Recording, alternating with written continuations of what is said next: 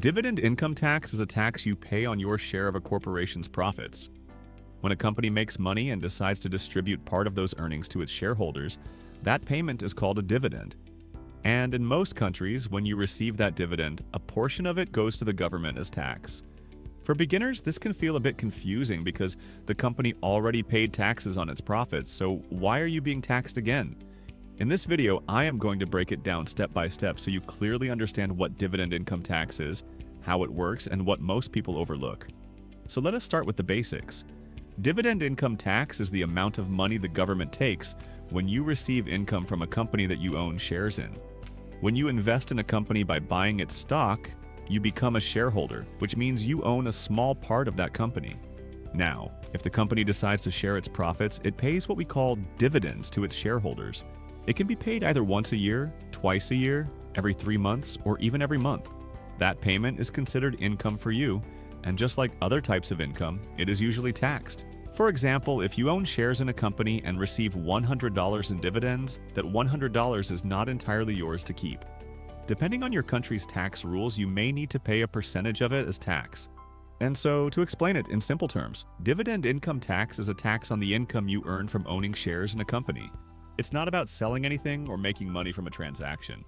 It is about receiving a portion of a company's earnings. At least that's how it works in many countries. Now, let us go step by step through how dividend income tax works in practice. First, who pays it? Anyone who receives dividends from a company may be required to pay this tax. This includes individual investors and sometimes even businesses that hold shares in other companies. Dividend tax is usually triggered when the dividend is paid to you. That means once the money is distributed and you receive it, it becomes taxable income. In some cases, the tax is automatically withheld before you even receive the full amount. And now, when it comes to the calculation, it depends on your country's tax system. But the basic idea is simple. You take the amount of dividends you received and apply the relevant tax rate. Here is a clear example. Let us say you receive $200 in dividends from a company. If the dividend tax rate is 15%, you would pay 15% of $200, which is $30 in tax. That leaves you with $170 after tax. In some countries, dividend taxes are lower than regular income taxes to encourage investing. In others, they may be treated the same as regular income. The details can vary, but the core idea remains the same in most cases. You receive income from a company, and a portion of it goes to the government. There are a few important things about dividend income tax that many beginners do not realize. One of the biggest misconceptions is about reinvesting dividends. A lot of people assume that if they reinvest their dividends instead of taking the cash, they will not have to pay tax on them. But in most countries, that is not the case. Even if the money is automatically reinvested into more shares, it is still considered income, and it is still taxable.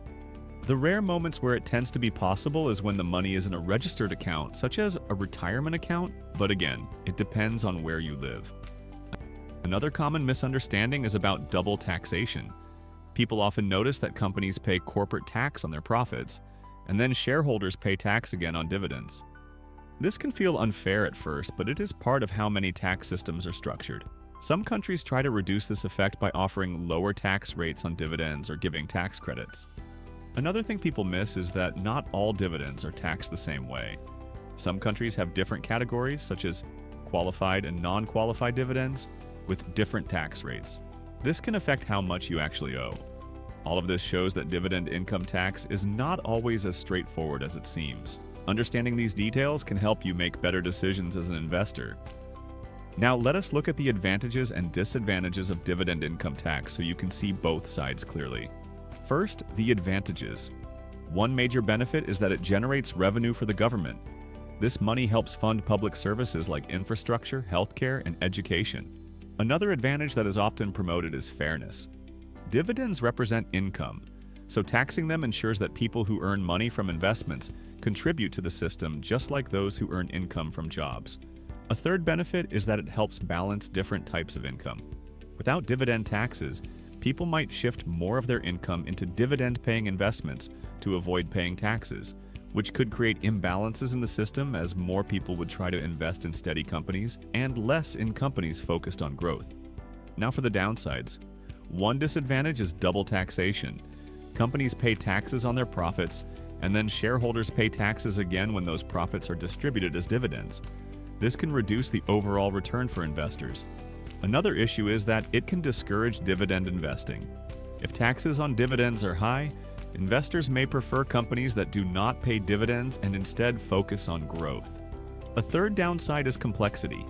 Different tax rates, rules, and categories can make it harder for beginners to understand how much they owe and why. So once again, there are trade-offs. Dividend income tax has clear benefits, but it also comes with challenges that depend on how the system is designed. Now, dividend tax rates can vary a lot depending on the country, and each system reflects different priorities. Some countries have higher dividend taxes because they rely more on taxing investment income to fund public services.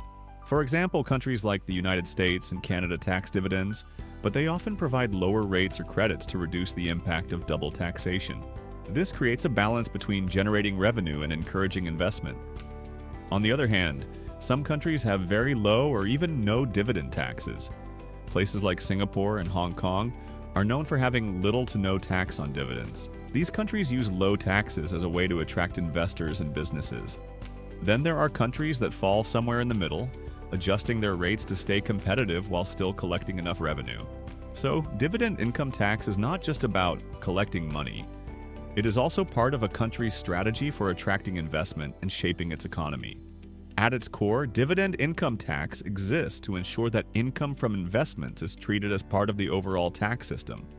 Without it, people who earn money through dividends might pay less tax than those who earn income through work, even though most people need to work in the workplace to invest in dividend-paying stocks in the first place.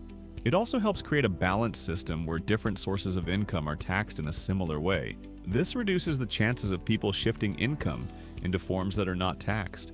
Governments use the revenue from dividend taxes for the same general purposes as other taxes. This includes funding infrastructure, healthcare, education, and public services that support the economy. Another reason it exists is to diversify government revenue. Instead of relying only on income taxes or corporate taxes, governments also collect taxes on investment income. This creates a broader and more stable source of funding. So, dividend income tax is not just about taxing investors. It is about maintaining balance and supporting the systems that allow businesses and economies to function. Now, if you have to remember one thing from this video, it would probably be the following sentence. Dividend income tax is simply a tax on the income you receive from owning shares in a company. Even if the money feels passive, it is still income, and it is usually taxed as such. Understanding this helps you see how investing and taxes are connected, and it prepares you to make smarter financial decisions. Obviously, if you want to know exactly how taxes work in your jurisdiction, consult a professional who can look deeper into your financial situation. If this video helped you understand dividend income tax more clearly, make sure to give it a like and watch another of the videos showing on your screen right now. I'll see you there.